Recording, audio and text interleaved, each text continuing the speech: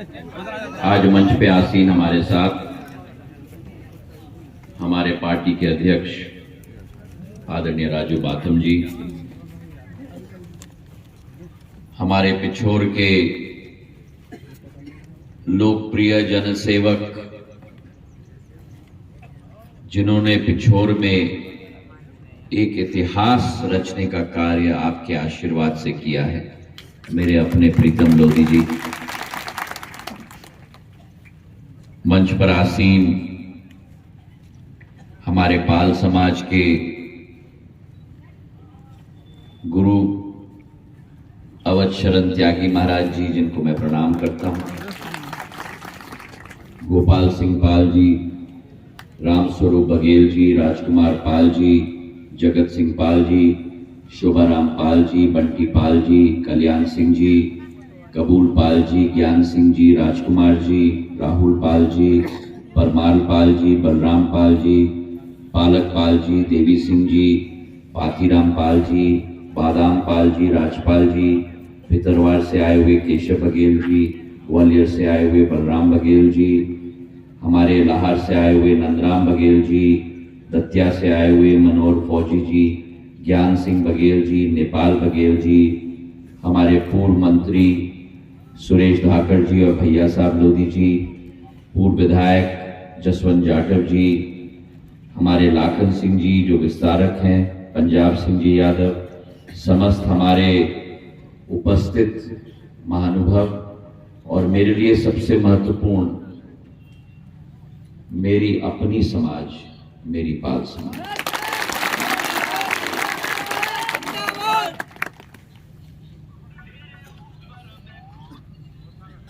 ये वो समाज है जिस समाज ने बड़ी शालीनता से,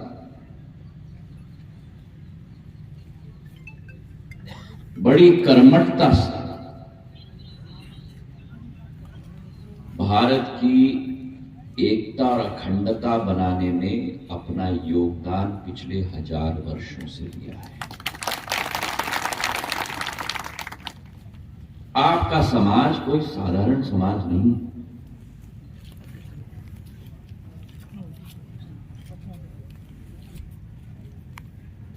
हमारे ग्रंथों में लिखा गया है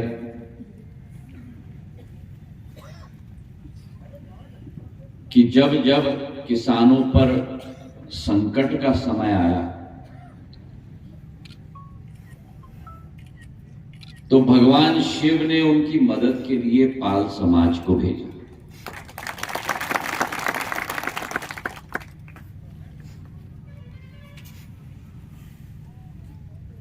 आप इस पृथ्वी के लिए, मेरा पाल समाज एक वरदान से कम नहीं है भगवान।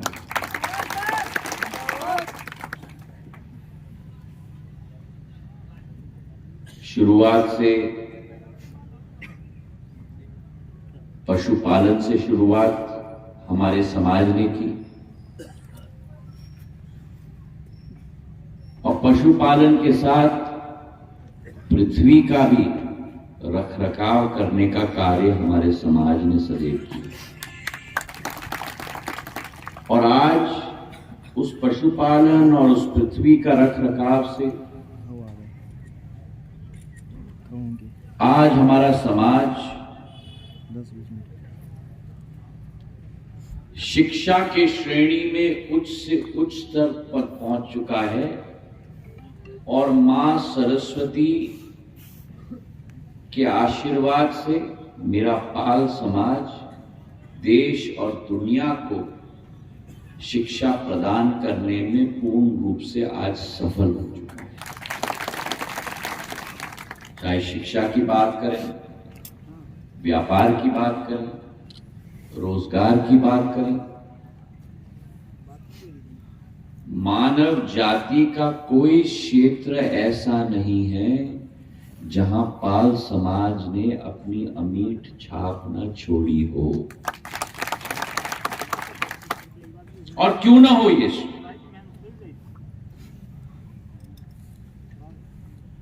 क्योंकि पाल समाज के इतिहास में अगर आप जाओ,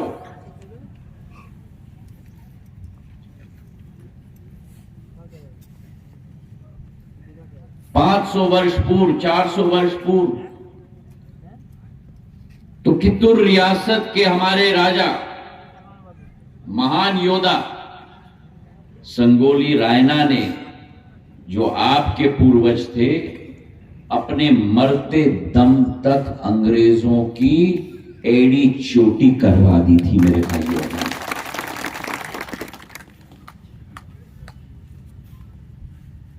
और उनकी शहादत आज तक पाल समाज की केवल नहीं, लेकिन देश के युवाओं को प्रेरणा देनी चाहिए। और मैं निवेदन करूंगा पाल समाज के हमारे सभी लोगों कि जब ऐसे सामाजिक आयोजन होते हैं, आपके समाज के वीर योद्धाओं का मंच से उनका विवरण होना चाहिए, ताकि आने वाली पीढ़ी भी उन वंशज और पूर्वजों से प्रेरणा लेकर अपना जीवन का व्यापन कर।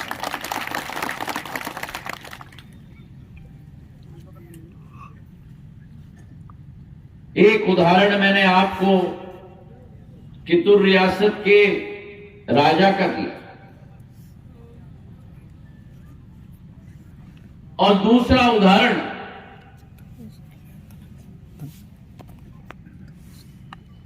मेरे दिल के साथ जुड़ा हुआ उदाहरण केवल नहीं है, मेरे रग रग और मेरे खून के साथ जुड़ा हुआ उदाहरण है। और वो उदाहरण है मराठा साम्राज्य की सबसे अलौकिक महारानी देवी अहिल्याबाई होलकर।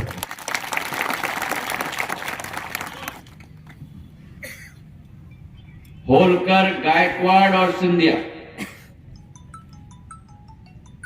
ये तीनों छत्रपति शिवाजी महाराज के सर्वप्रथम सेनापति थे।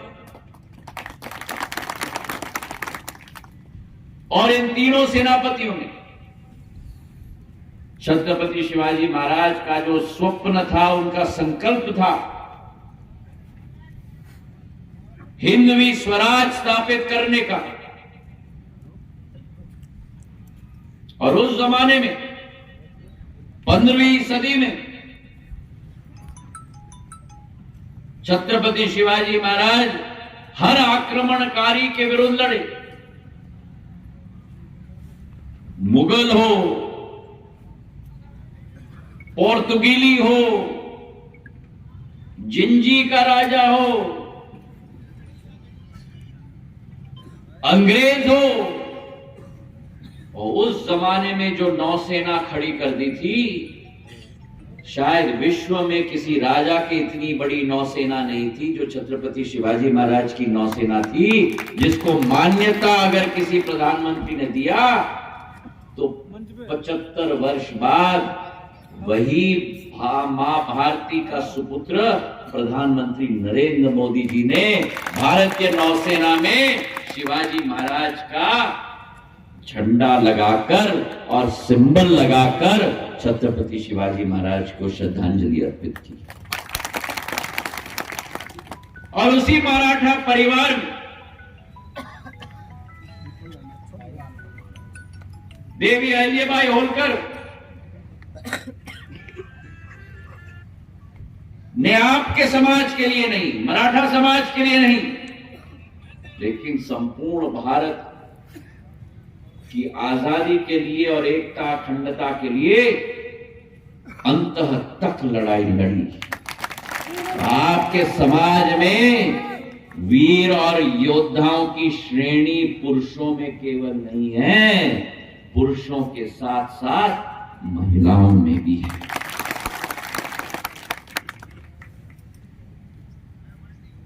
कितने समाजों में ये क्षमता है? बिरला समाज होंगे, अपने आप घुड़सवारी करके हाथ में तलवार लेकर अपनी सेना का नेतृत्व युद्ध भूमि में करती थी।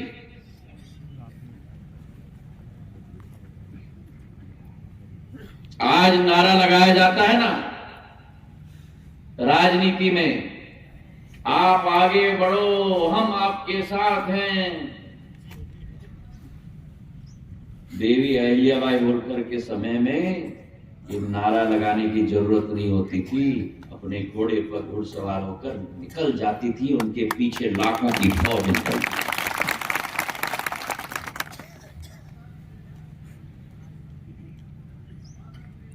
और उनका एक संबंध मेरे पूर्वज के साथ,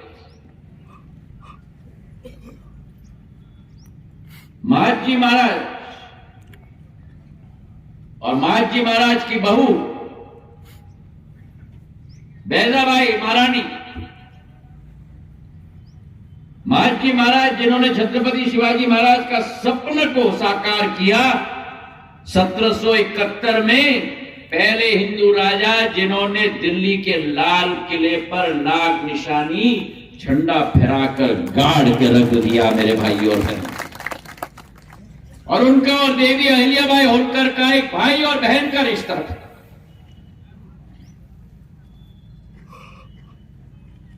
भाई और बहन का रिश्ता भारत को आक्रमणकारियों से सुरक्षित करने के लिए, भाई और बहन का रिश्ता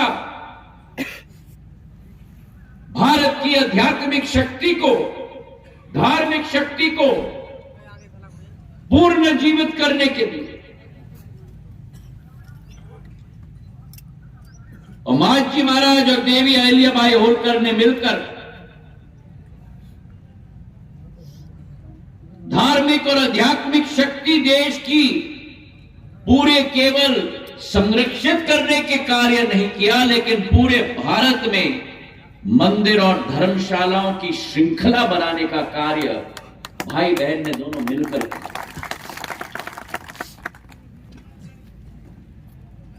हिंदू त्योहार द्वारा प्रायोजित किए गए।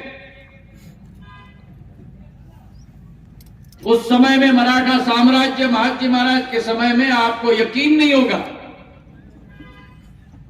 इतिहास के पन्ने में लिखा जाता है अटक से कटक। अटक मतलब काबुल अफगानिस्तान के पास, और कटक मतलब उड़ीसा।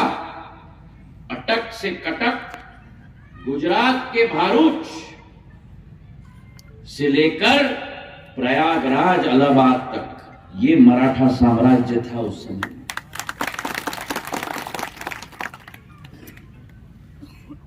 और इस पूरे क्षेत्र में हिंदू धर्म और अध्यात्म को दोबारा पूर्ण जीवित करने के लिए, प्रज्वलित करने के लिए भाई बहन दोनों निकल पड़े थे। और उदाहरण आपको देता हूं,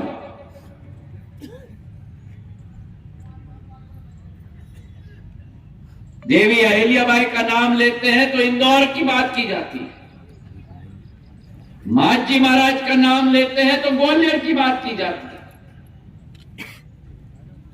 पर आपके समाज के देवी अहिल्याबाई ने और मेरे पूर्वज महाजी महाराज ने, दोनों ने मिलकर मंदिरों की स्थापना, धर्मशालाओं की स्थापना, काशी से लेकर गया तक, गया से लेकर सोमनाथ तक, सोमनाथ से लेकर अयोध्या तक, अयोध्या से लेकर मथुरा तक, मथुरा से लेकर हरिद्वार तक, हरिद्वार से लेकर कांची तक, कांची से लेकर अवंती तक, अवंती से लेकर द्वारका तक, द्वारका से लेकर बद्रीनारायण तक, बद्रीनारायण से लेकर रामेश्वर तक, रामेश्वर से लेकर जगन्नाथपुरी तक।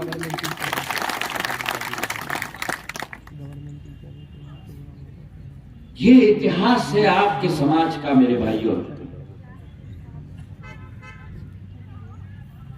और ये एक एक बच्चे में समाहित करना, गुरु महाराज जी, आपका और संपूर्ण समाज का दायित्व होना चाहिए।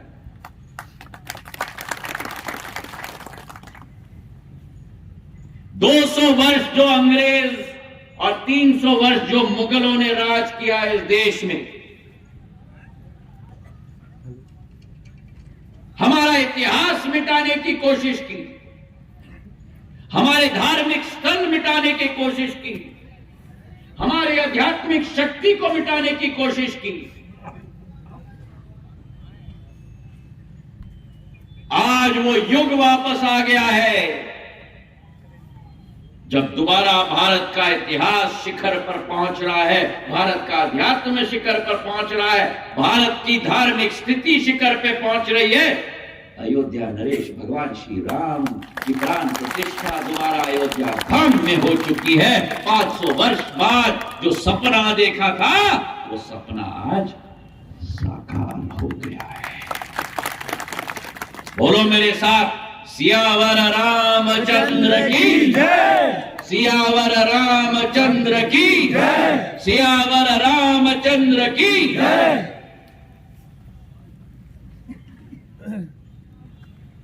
हाँ, हम आर्थिक शक्ति के रूप में बढ़ रहे हैं देश के। जगह जगह सड़क बन रहे हैं, जगह जगह ट्रांसफार्मर लग रहे हैं, जगह जगह पुल बन रहा है, जगह जगह बांध बन रहे हैं। देश आगे बढ़ रहा है। प्रधानमंत्री जी के नेतृत्व में आज 5वीं बड़ी आर्थिक शक्ति पूरे विश्व में हम बन गए।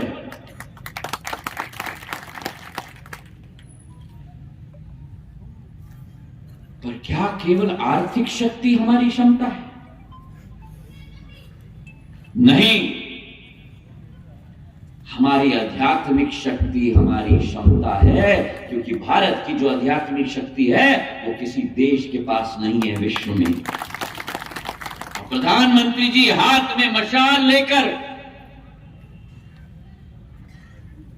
कश्मीर से लेकर केदारनाथ और बद्रीनाथ तक, काशी विश्वनाथ तक, महाकाल लोक तक, रंगनाथ स्वामी मंदिर तक,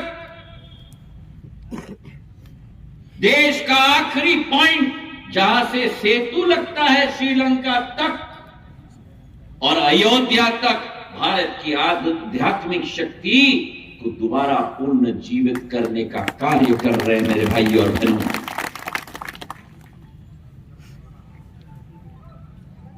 और ये कार्य आपके पूर्वज देवी अहिल्याबाई के द्वारा शुरुआत हुई थी। सिंधिया परिवार और पाल समाज एक ही दिल के दो भाग हैं।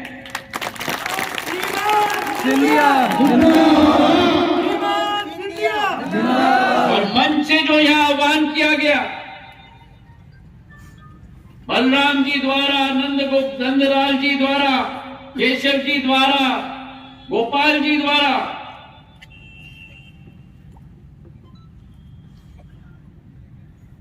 आप चिंता मत करो। आप तो ये समझना कि आपका समाज और आपका परिवार का सदस्य ही आपके सामने बोल रहा है।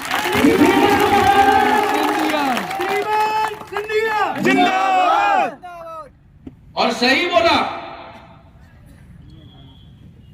नंदराम जी ने।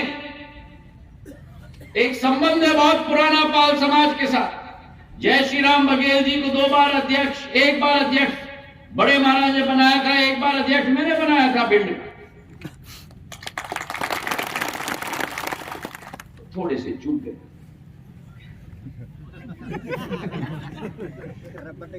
कौन चूक गए? नंदराम जी। क्यों भूल गए? जय श्री राम बघेल जी को टिकट भी मैंने दिया था।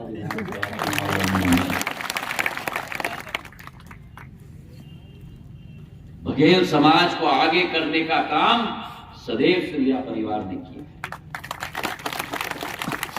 आपकी समाज की महिला रमापाल को हमने आगे किया है ग्वालियर में। और तो और क्या कहूं, या बलराम बैठे हैं, केशव जी बैठे हुए हैं।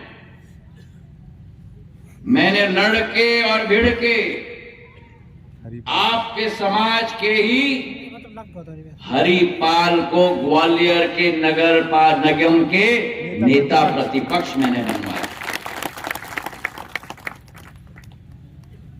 मैं शब्दों में विश्वास नहीं करता मेरे समाज के सभी सदस्यगण, मैं कार्य प्रणाली पे विश्वास करता हूं। और आज इस मंच पे खड़े होकर मैं आपको विश्वास दिलाता हूं, आपकी समाज की जिम्मेदारी है कि आपके नवरत्नों को आप आगे लेके आओ मेरे पास, उसके बाद मेरे हाथों में सौंपो, उनको आगे ले जाने का कार्य सिंधिया परिवार का मुख्य कार्य। श्रीमान सिंधिया। और इसलिए इस आयोजन में भी मैंने यही कहा कि समाज के लोगों से बुलवाओ। और मैं एक और निवेदन करूंगा, जो नरवर में बोल चुके हैं मेरे मन से, जो आज पिछोर से मेरे मन से बोल चुके हैं, अगला कार्यक्रम केशव सिंह जी और बलराम जी ने कहा है ग्वालियर में होगा संभागीय पाल समाज का सम्मेलन। उस सम्मेलन में जो लोग यहां और नरवर में बोले हैं उनसे मत बुलवाना, नए लोगों से बुलवाना मेरे मन से, नहीं तो आदत पड़ जाती है, वही घेर लेते हैं, हम ही हैं। अरे भाई नौजवानों को आने दो, जिला पंचायत का जो सदस्य बना है, जनपद का जो सदस्य बना है, 4 बार जो पार्षद बना है, उन लोगों से बुलाओ मेरे मंच से, वो भी तो मुझे मिले। पाल समाज का नेतृत्व 5-6 लोगों तक सीमित नहीं है। आज भी संगठन हो या जनसेवा हो, विस्तृत एक जाल है हमारे पाल समाज के नेतृत्व का पूरे संभाग में। चाहे दतिया हो, भिंड हो, मुरैना हो, ग्वालियर हो, अशोकनगर, गुना, शिवपुरी हो, चुन चुन के निकालो और मेरे साथ मिलवाओ। जितना मुलाकात होगी, जितने चेहरे होंगे, उतनी बड़ी मेरी पाल समाज की सेना बन जाएगी। अगर मेरे बात से सहमत हो तो जोर से ताली बजाओ।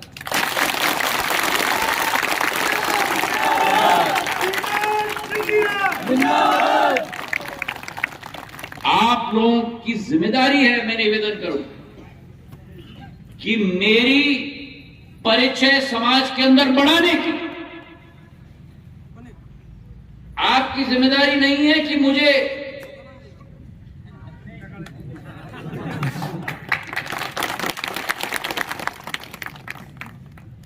सही है कि नहीं, एक एक आदमी की जिम्मेदारी होनी चाहिए 10-10 आदमी आपके समाज से मुझे मिलवाने की,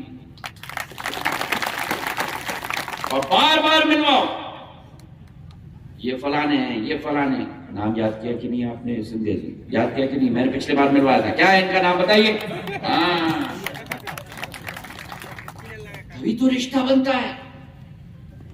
जितनी मेहनत आप करोगे उससे ज्यादा 10 गुना मेहनत मैं करूंगा, ये विश्वास।